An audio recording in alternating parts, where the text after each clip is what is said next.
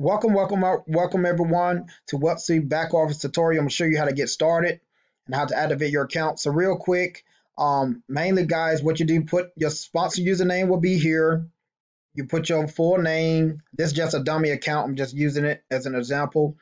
I got email and everything. As far as country, guys, for North America, that includes USA.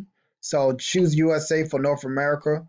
That'll be for USA people. And you can choose Canada or whatever country you're in.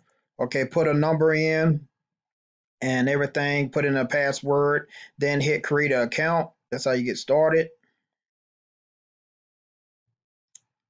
Then you wait for email to get sent. The next thing you need to do is confirm email.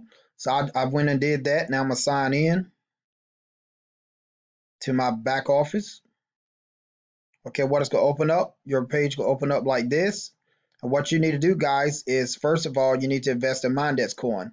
So, guys, what you need to do is go to the exchange that they have listed. The minimum package you could get is 50,000 coins.